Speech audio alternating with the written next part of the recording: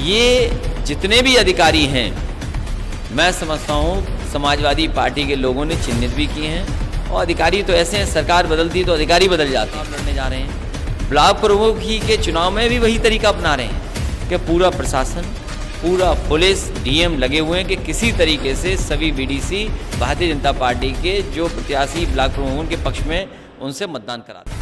अखिलेश यादव ने जिस तरीके से 2 दिन पहले ही अंदाज़ा लगा दिया था कि फिलहाल ब्लॉक प्रमुख चुनाव में वही होगा जो जिला पंचायत अध्यक्ष के चुनाव में हुआ है, और वही हुआ भी। किस तरीके से हथगोले चले, बम चले, गोलियां चली और लोगों की इज्जत के साथ खिलवाड़ किया गया, यह तो आपने देखा। लेकिन अब इन सब के बीच भारतीय जनता पार्टी बड़ी खबर निकल के आ रही है कि 262 सीटों पर आखिरकार निर्विरोध निर्वाचित हो चुकी है। जी हाँ, तमाम दबाव के मद्देनजर यूपी में 262 सीटों पर निर्विरोध निर्वाचित। अब आप समझिए कि दरअसल ये निर्विरोध निर्वाचित ऐसे ही नहीं हुए हैं योगी आदित्यनाथ। यूपी में 262 जो ब्लॉक प्रमुख निर्विरोध निर्वाचित हुए हैं, उसमें कहीं न कहीं एक तरीके से ज़बरदस्ती उन्हें धमकाया गया, डराया गया। ब्लॉक प्रमुख चुनाव में गोलियां चलानी पड़ी हैं, गोलियां बीजेपी के कार्यकर्ताओं ने चलाए, अपहरण करने पड़े हैं, अपहरण किए हैं। इस तरीके से समझिए कि 262 सीटों पर अगर ब्लॉक प्रमुख निर्विरोध निर्वाचित हो जाते हैं तो क्या ये लोकतंत्र की हत्या नहीं है?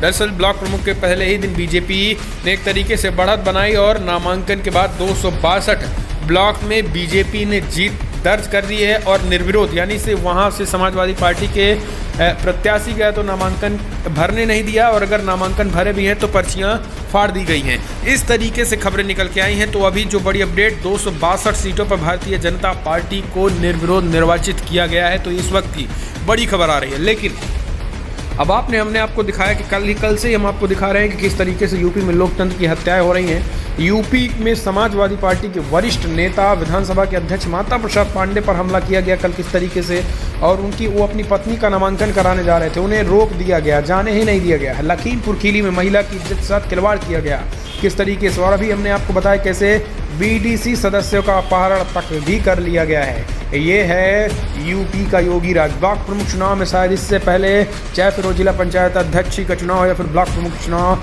इससे पहले बीजेपी या फिर लोकतंत्र इस तरीके से धज्जियां नहीं उड़ी थी।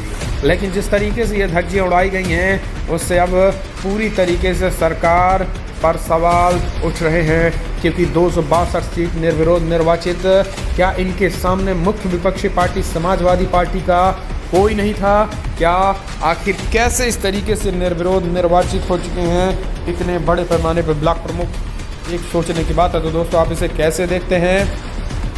कमेंट के माध्यम से अपनी राय देना ना भूलें। क्या 2022 विधानसभा चुनाव में सही से संपन्न हो पाएंगे विधानसभा चुनाव या फिर नहीं? इस पर सबसे बड़ा सवाल है। आप कमेंट के माध्यम से अपने सुझाव देना ना भूलें। आपको कैसा लग रहा है ये चुनाव? आप अपने सुझाव देना ना भूलें। तो दोस्तों, पल पल के अपडेट हम आपको देते रहेंगे।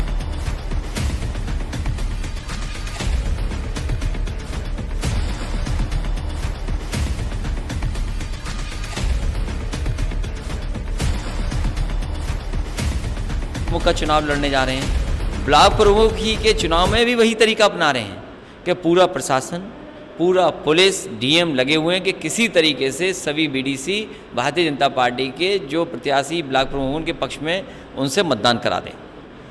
ये जितने भी अधिकारी हैं, मैं समझता हूँ समाजवादी पार्टी के लोगों ने चिन्हित भी किए हैं। और अधिकारी तो ऐसे हैं, सरकार बदलती तो अधिकारी बदल जाते हैं।